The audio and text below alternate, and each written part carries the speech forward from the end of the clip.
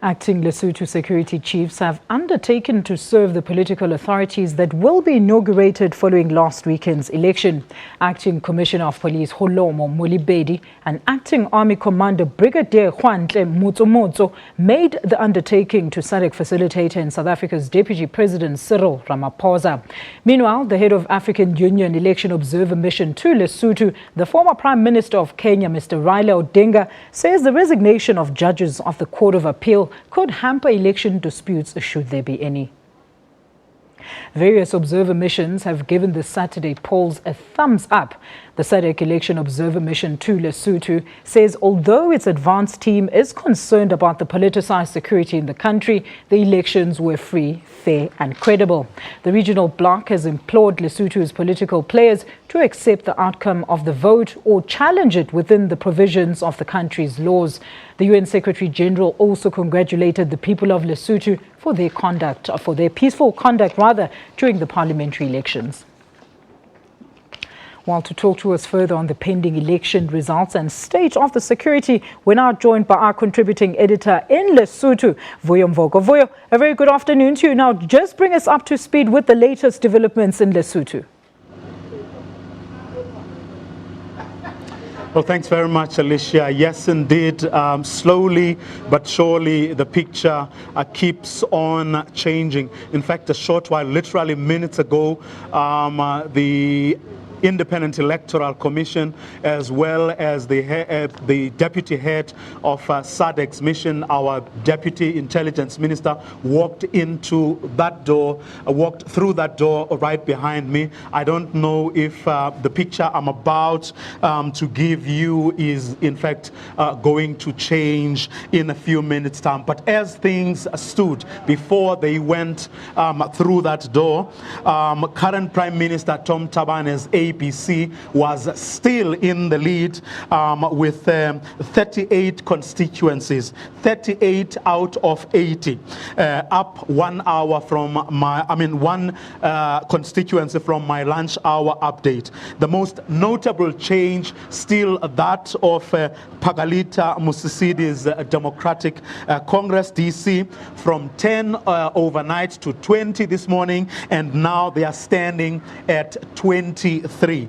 Current Deputy Prime Minister Mutejwa Metsing's party, the Lesotho Congress, LCD, still lying a distant third with 2 constituencies. No move at all today. So as things stand, it does look like Prime Minister Thabane's ABC is way ahead of the pack. But here's something very, very important for anyone who's taking an interest in this story to consider. And it is that when all has been said and done, once all 80 constituencies have been done, verified, and the results announced, which means there's still 17 to go. Once all of that is done, what's going to happen then? They are going to look at the proportional representation and give the parties their respective, share of the proportional representation allocation. And that is where that part of this process tends to favor, or favors in fact, those who would not have won the constituencies but have had a significant and quite healthy showing overall and throughout the country. So that is what is going to change the picture. And it is on the basis of that, the proportional representation, that is, that all parties, without exception, seem to think that Lesotho is headed for a coalition government, irrespective of who's going to form, whether it's the nationalists parties on the one hand or the democratic socialists on the other. Alicia?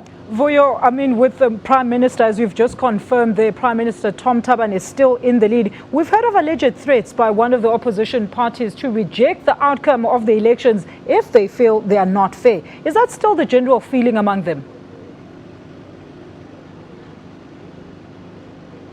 Okay, I lost you for a few seconds there. But a short while ago, the DC and the LCD were in fact had unofficially, of course, declaring themselves the winners of this election, based, of course, remember, parties, especially the big ones, have party representatives at virtually every polling station. So they are able to do their own tally. But then when it gets to that complicated proportional representation allocation, that's where things get a bit murky and not that easy to do or to understand even. So that part, of course, we will see once the IEC has actually done all the permutations and has gotten to that stage. But it does seem or look unlikely at this stage that anyone will dispute this election. They may dispute. Someone from the IEC did say this to me,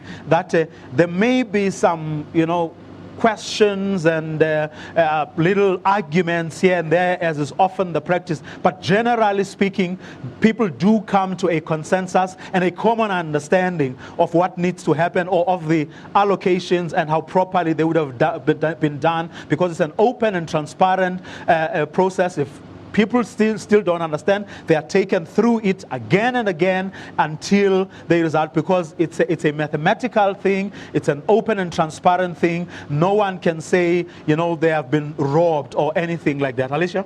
Vuyo, before I let you go, now the resignation of the judges of the Court of Appeal, how did this impact on the polls and what we should expect in the outcome when the voting is finally counted, Vuyo? Well, the justice and sort of also outstanding security issues are what everyone is concerned about now and dealing with. One of them, of course, is that issue which a former Kenyan Prime Minister, who is the head of the AU Observer Mission here, highlighted, which is the fact that the Supreme Court of Appeal, which is, the last arbiter in the event there were disputes, he was expressing a concern that the judges resigned. You will recall that there was an issue around the Prime Minister having appointed someone to preside over that court at a time that other political parties felt wasn't the time to make such key appointments, but he did express, former Prime Minister, Kenyan Prime Minister Raila Odinga, that is, did express some concerns and reservations around that particular issue. Well, another issue, of course, is the issue of the security forces. Will the Lesotho's police and army submit to whoever wins at the end of the day, to whoever becomes the government of the day? We did pose that question to SADC, and here is what International Relations Minister Thabane, who is also SADC's head of the Observer Mission, that is, here's what she had to say on that particular question. I was present when the facilitator, His Excellency Deputy President Ramaphosa of South Africa, met with the head of the general who is now leading the Defense Force, who recommitted himself to serving the government of the day under whoever that the people of Lesotho would have decided upon through this election process.